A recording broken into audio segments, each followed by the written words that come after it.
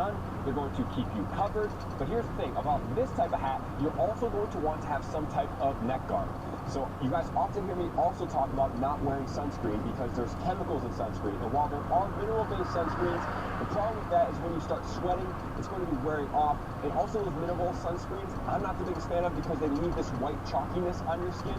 And so when I'm taking photos with people, when I'm out playing, when I'm in video, I like to have at least a somewhat visually aesthetic presentation for myself because of you guys. I want you guys not to see me all white-faced.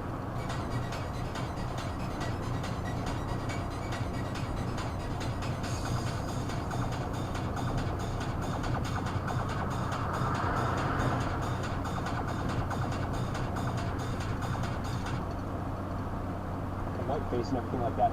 So I don't personally wear that. I just choose to cover up. Also, a lot of these toxins in sunscreen are extremely detrimental to our bodies. They disrupt our hormones. If you put it on your skin, your body's going to have to absorb it. Remember, our skin is our largest organ. And if you guys don't believe me on the effects of what sunscreen will have on you, look up Haluma Bay in Hawaii. They had to close it for I think it was 2 years because of how much sunscreen was going into the water that it was actually killing the coral reef. So in order for the reef to start rebuilding, they had to take away that, which is all the oil, which is petroleum that is in the sunscreen, out of the water, allow it to regenerate, and now when you go there, the only thing that you can... 27 oh, matter of fact, we actually gave it a discount to the hood baddies today. Can you do 360 for us, please? 360 for the hood baddies? Not today.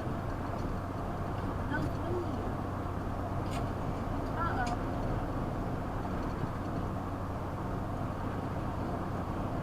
Only thing that you can wear is their recommended mineral-based sunscreen so that it does not kill the environment, okay? So imagine what that does when you put that on your skin, because we're all organisms and we're all going to be affected very, very similarly by a lot of these toxins.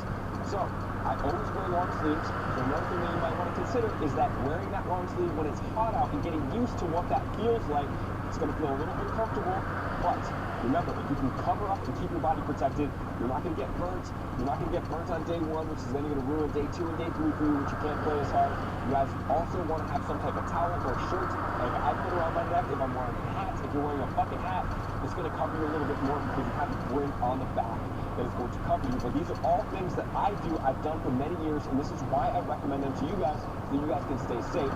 And the other thing that you guys want to do is make sure to have some type of water refillment system, okay? And so for me, that usually looks like a backpack, which is going to have a camelback in it, so that I can refill and put water in that camelback. Extremely important. And also, majority of the time when we're at these type of go fests, as a situation where it's in the compounds of the Pasadena Stadium. But for a lot of the go fests, they're at open area places. You're playing a city play. You're at a different type of park, and so you more than likely will not need to have some type of clear bag on you that's going to be working. So I wear a camelback with a refillable thing, so I can have the camelback, I can have the water.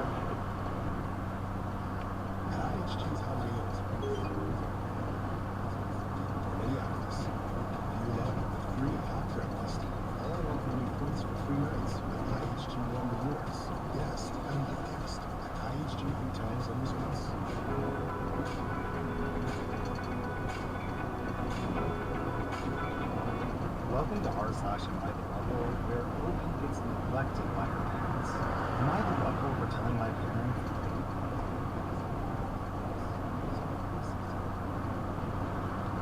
And he moved out about 2 months ago. My brother has misophonia. I don't know everything about the illness, and I don't want to say anything wrong, but it's basically being triggered by certain sounds. He was diagnosed at 7 when I was 4, and he has a very strong version of the illness. Me and my brother used to get along okay, but it got worse after that. Funnily enough, all of his triggers were connected to me. My laughing, my walking, my eating, everything seemed to trigger him. I remember my father yelling at me when I was like 6 because I had laughed while my brother was also in the car. I wasn't allowed to eat dinner with him. My parents would eat with him, and when he was finished, he could leave, and then I could get my food. I didn't even really understand what was going on because I was a little kid. I was often alone because I couldn't go anywhere with him and would trigger him together, it didn't feel the same, because even alone, I was always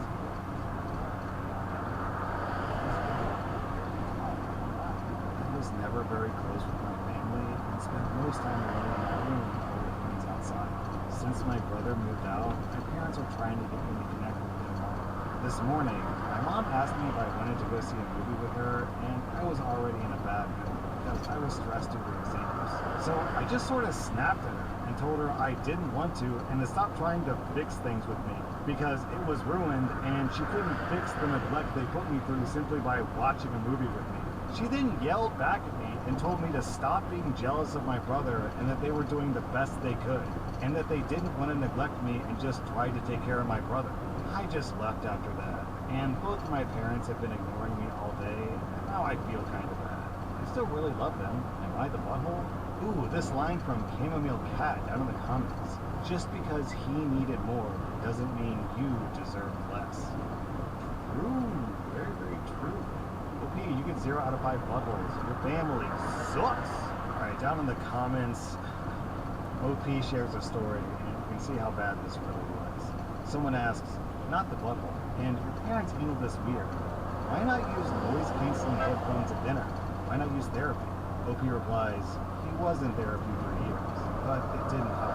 And he did wear headphones around the house. But even seeing me do these things would trigger him. I used to love whistling, and it triggered him.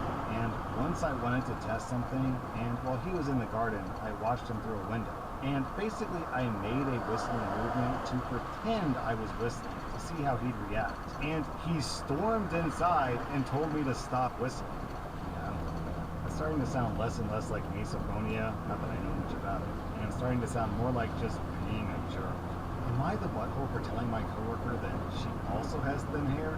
I'm a 25-year-old woman who works at a very small startup. By very small, I mean there are only 5 employees in total, including me.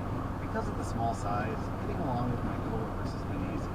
We've all grown really close since we see each other every day, and we even go out to bars together after work.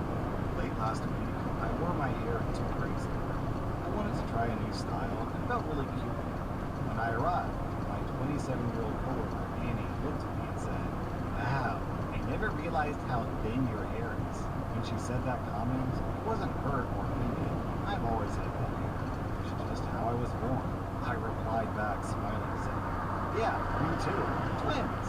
Her reaction after I made the comment completely took me by surprise and shocked me because she immediately said, "Go to hell." I was confused because Annie also has thin hair. She then proceeded to ignore me for the rest of the shift. Fast forward to today, Annie still has been completely avoiding me and seems to be trying to get the rest of the office to turn against me. Because we're such a small team, my coworkers have been filling me in on what she's saying about me behind my back. I even learned that once our boss returns from vacation, she plans to report me for workplace bullying. My coworkers aren't entertaining sides, and I'm not asking them to because this issue is between Annie and me. However, one of them approached me today advising me to apologize, but I'm not sure if I should. I don't feel bad for anything I did, so that's why I turned to this forum to see if I'm the butthole. I'm looking for advice on whether I should apologize or if there's a better way to handle this. But like, stop coming, can't taste her. Annie has thin skin to match her thin hair. This story is like someone saying, "Hey, screw you, buddy," and the other guy saying, "Oh yeah, well screw you back." And the first guy going, "I can't believe you said screw you to me."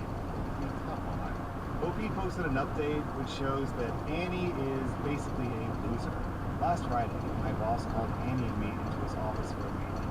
I came prepared with documents. It consisted of 2 emails showing I tried 5 times to resolve things with her, a document that had our full interaction typed out, word for word, and a coworker statement saying Annie had been avoiding me and not doing some work tasks because of me, and leaving work early 3 times to avoid closing with me, and speaking negatively about me. At the meeting, my boss let Annie speak first. She claimed she tried to start a friendly conversation about hair. I then made a random rude comment about her thinning hair, which angered her. Annie then said that her go-to-hell comment was out of anger and she didn't mean it. When it was my turn, I showed my boss the document that outlined me and Annie's entire conversation from that day. I turned to Annie and explained that I meant no harm and it was a misunderstanding. My boss slid the document to Annie after reading it. As Annie read it, she got emotional and started crying. She explained she was very insecure about her hair due to bleach damage and wears extensions to make her hair appear fuller, but hasn't worn them the past month because she can't keep them up. Annie then stepped out to the bathroom to fix herself. During that time, she showed my boss the rest of the documents. When Annie returned, I asked why she ignored my attempts to resolve this, and she said she wasn't comfortable being alone with me. He then brought up the coworker statement and showed her the documents. Annie read it and denied most of it, explaining how she always does her work. She said she couldn't really remember not doing her work because she always does it. My boss ended the meeting by saying workplace conflict like this shouldn't escalate, especially over something personal. He gave Annie a written warning for not completing work, speaking poorly about a coworker to others, and leaving early multiple times. My boss gave her the choice of leaving early and she left. Afterward, my boss asked me to stay so he could speak with me. He explained he had been considering me for a leadership role, but now has doubts because I didn't resolve the issue. I explained to him I tried, but he wasn't having it and told me he already knows everything about the situation. At the end, he clarified I wouldn't be punished and said he's being hard on me because he sees leadership potential. He then offered to let me leave early and I would go. Right, this week, raspberries, cover your week for less.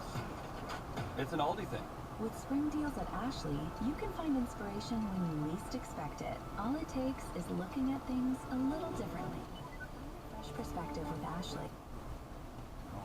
Yo, what does this guy expect you to do? Handcuff you to her to solve this issue? If she's avoiding you, there's not much you can do about it, especially since you're not her boss and you have no authority to force her to do anything. I actually think the boss is worse than Annie here, because Annie just had an emotional, insecure reaction. That's kind of typical and understandable. It's still bad, but it's not, it happens.